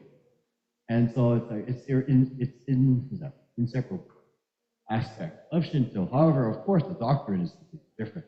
And that's where I dive deeper into that about similar differences. And one of the big similarities that I like to go through is there's this concept called Makoto no Kokoro, or the sincere heart. And so when you go to every Shinto shrine, you'll see a mirror. You'll see a mirror because that's what you're bringing to the shrine.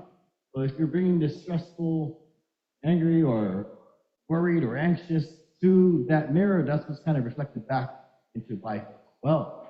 And so it kind of goes back to this same thing, just to say mirror, because blessings begin within your heart, not within other people's hearts or anything else. It's what we're putting in, what we're bringing. And so I always like to start with that Shinto aspect just to get that connection and discussion happens because there's questions like how is it different, similar, because it is very much connected to it. Even though, of course, we're independent since what, 1900, and even more independent since the 80s, I believe. We're trying to change the doctrine or change the, I guess, the traditions more. But that's the reason why I use it Thank you, as a Ronnie. connector. Yeah, thank you, Ronnie, and I appreciate that. You're right. When I think about looking at the mirror, things in faith that you can change, you can only change your beliefs, your faith. It's your option. You can't change other people. You can try to help them, you can guide them, right? But you do not get to change anybody else. It is their belief, whether they choose or not. So I appreciate saying that, it's your looking. Next question, and this is for anybody else. How do you encourage believers through mediation to take ownership of their prayers?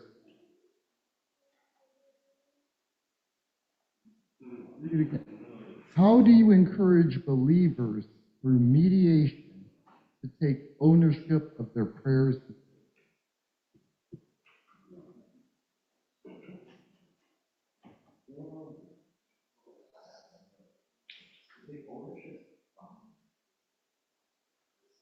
To take responsibility for their own prayers. So to take responsibility for our own prayers, the ownership of our prayers. I think, like kind of what I mentioned earlier too, sometimes we may, having 100% or absolute trust in Kami, of course, is super important. But again, that ownership of our responsibility is also important. It's an important factor. And kind of like what John mentioned too, it's what I mentioned as well, about what we're bringing to the table as well, with Kami-sama guiding us along. I don't know, ownership. Can someone kind of elaborate on that question, please? So when it comes to ownership, right, everything that we do has to do with us. You can't, like you just said, you can't force someone else's hand. You can't force someone else to do anything. So what do we do? How do you help somebody take that responsibility and not put it on you, the minister? Take that responsibility into themselves and their control of their own faith. Because otherwise they might just say, oh, the minister will pray for me. The minister will do a thing for me. How do you turn that back to them?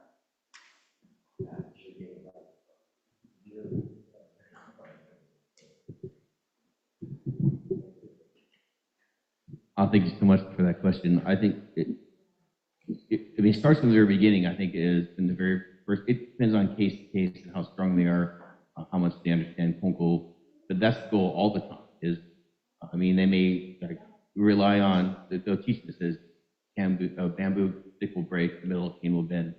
Kami-sama will not bend, not break, never die. Right. So I mean, I think eventually, like let's say a brand new person coming in, they're going to not understand the kami, all that and trust and all that thing. And so they're going to hang on you as the mediator. So your job is to transition that from you to kami-sama. And I think it comes from a long thing, but it's not going to be a one-day process. It's going to be a longer process. He starts with the virtue and the trust, building trust. First thing I'm going to do is start to build a foundation of trust between kami-sama and them. When they start having that trust, then they'll start having a personal relationship. And then through their prayers, they receive blessings. They start bringing it home. Have their own altar and their own kami-sama. And it's a transition until they're strong enough and their foundation is solid. You know, I think you'll never not need a minister, even when you're a pro athlete and you're a superstar golfer, Tiger Woods, he still has a swing coach, right? You want somebody else just to see how you're doing from the outside and give you a view. From you, it feels great every day, but is it changing? Right? And so I think you transition from they're hanging on you to your filter foundation. You start to seeing their own blessings. They'll have their own confidence, start praying to come to someone on their own. And then yeah, so our 20C changed dramatically to it's just checking in on this is what happened to me, this is how I see it, this is the blessing I received, this is the message coming from someone, this is how I told somebody else, this is how they received the blessing. That's in product. And you just right? Go right along and like they've got this. And so it's gonna be a long process. And so first person comes in, that's kind of I guess the very first thing we're doing as mediator is where along this path are they currently and what can they do? And so I think part of the challenge is continuously challenging that people and kids are ready for more than you think they are. Keeping them challenging going forward, pushing the boundaries of their own faith and their own blessings. So when people say, pray for me, Sensei. I said, well, that's going to be a bad prayer. That's going to be a long time if we receive blessings. Let's pray together, right? And or I want to get this. Okay, well, like to say, when the kids showed up, I need an A in my test tomorrow. Well, that's the process. And A is a byproduct. Let's pray for good sleep. Let's pray for a good study session tomorrow with your friends. Let's pray for your confidence to ask the teacher questions. Let's pray together for all these things. When they are all successful, and A is the byproduct of sleep balance. And so it's a philosophy change. It's a foundation building. It's those kind of works where we're a team working together. You're telling me, and I'll tell you, I told you how I found out. So someone told me, I think that me, watch this stuff happen, right? So they start seeing how so it's a very long and transition. Some people pick up to it, just I'm home, I'm somewhere. There go, as fast as I can beat it, they're changing that foundation quick. So hey, it's individual cases. That's process of how I think all the goals is that the mediator is just a sounding board in the end. Every person is on some foundation.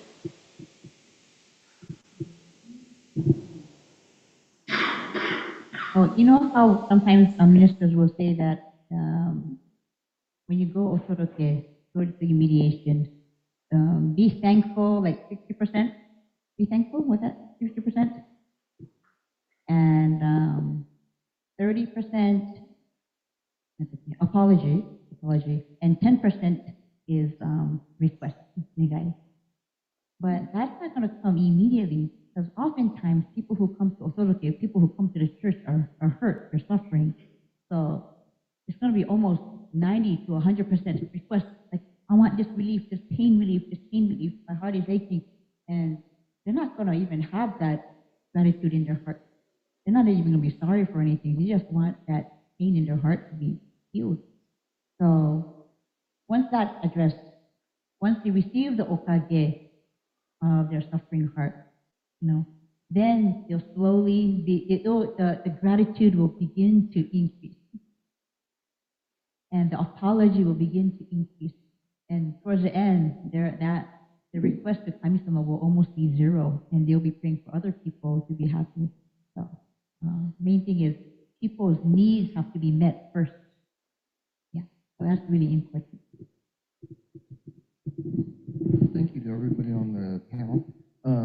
I have another question, specifically seeing a lot of new faces here this year at the conference, and I try to praise myself as being one that hasn't missed one ever since I started my first youth camp. But what would you say is the first thing a new member or a young member should do in this space to practice? What is the one thing that you would point out to them that they should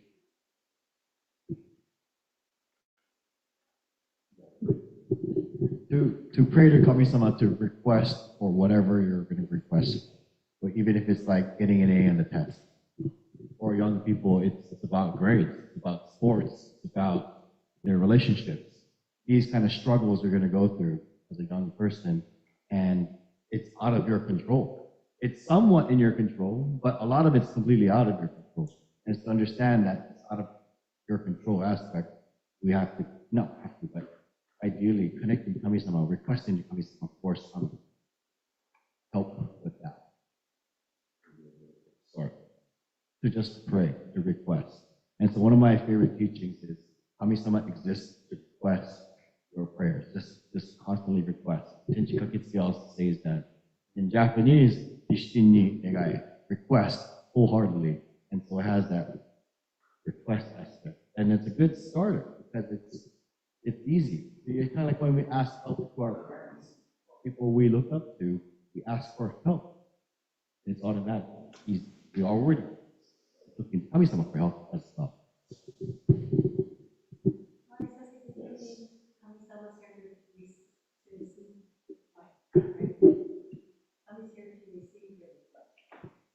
Yes. So Joanna Sensei said Kami-sama is here to receive the requests. No, the teaching I was going over was that Kami-sama exists to receive requests. Yeah. Okay. Yeah. To receive our, but yeah, might have made a mistake in my sentence structure, but Kami-sama exists to receive our requests. Just like how we ask parents, just like asking that same type of feeling, it should be that easy, or could be that.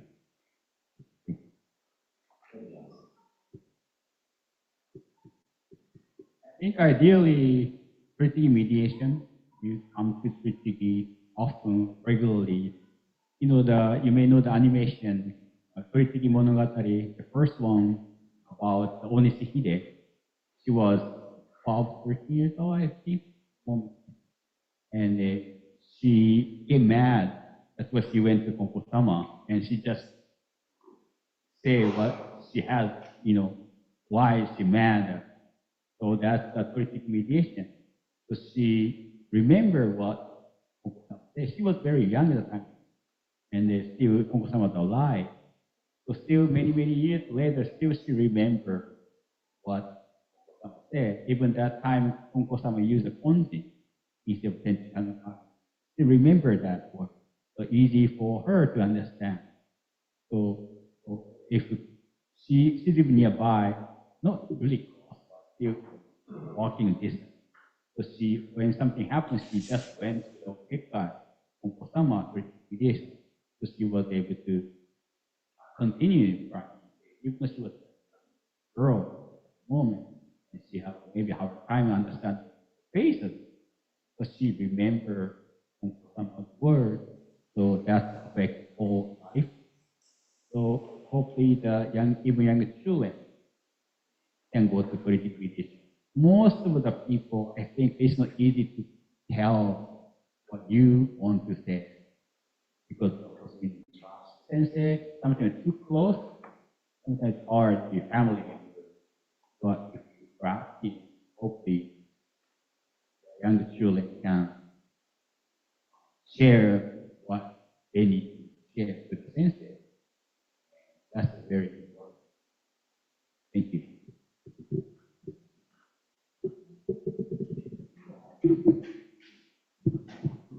someone's going to say Torisugi as well, because Torisugi is like one of the main features, the saving grace feature of Konkokyo. And it's so unique to this faith. You don't have it in almost like any other faith. There's no Torisugi mediation. There may be something similar like a concession booth, but it's different. This is where you can actually pray to, you talk to your problem, talk about your problems to the sensei, and again, just like the tray, going to take your problems and deliver it to Kami-sama. And in that way, people can be saved. If you have any kind of spiritual dust, or you feel like frustrated, you're anxious about something, you have problems, and it's really good to talk to somebody about it. And just know that the Konko Church Sensei is all ears and will give you really good advice too, and will pray for you. Because if your heart is full of negativity, then there will be no room for you to receive Okage, blessed.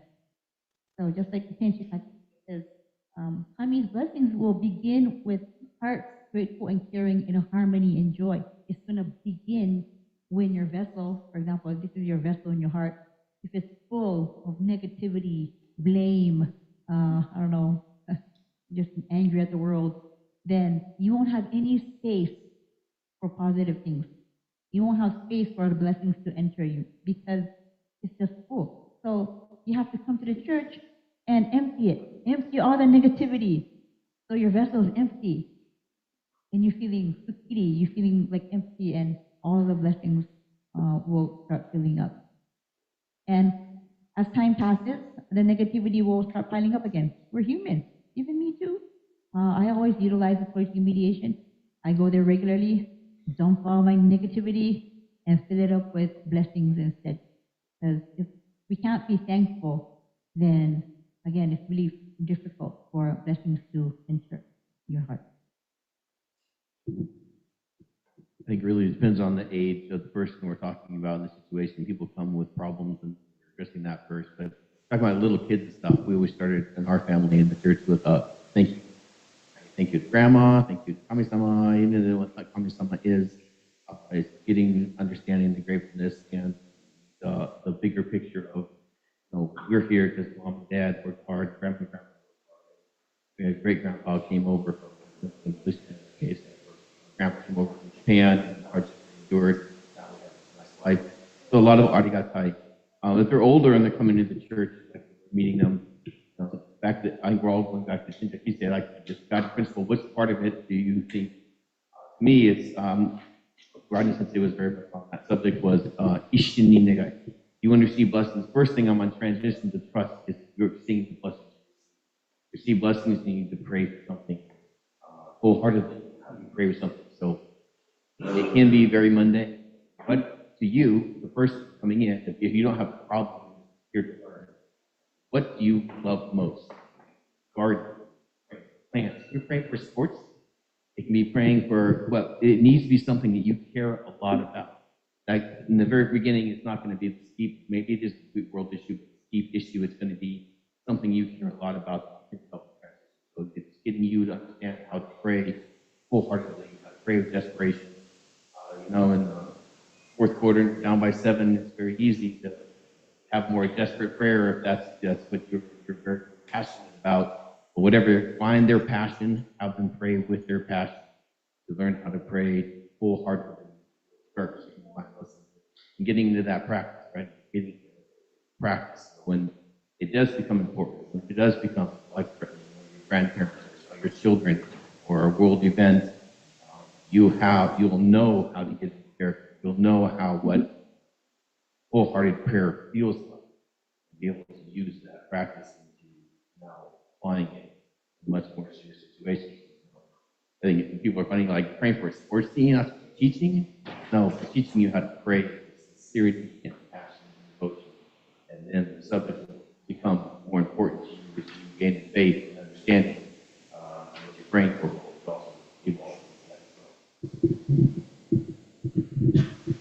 Well, thank you to all the senseis. This actually concludes our panel discussion. So hopefully you guys had a good time and learned some things new. I surely did. I'm not the only one that prays in unusual places. But I just wanted to make a notice, the Sacramento church members, Jean Kohatsu and my mom, Hitoko Kageyama, she might have already head home, but I know they made some excellent salmon salad for all of us to enjoy. So please don't let it go to waste, and enjoy some good salmon salad. I'm actually hungry. So, and that's going to be in the Redwood. So please don't forget to do that. And thank you to all of the panel members, and thank you for all staying around. Thank you, John. Thank you, John, for your facilitation as well.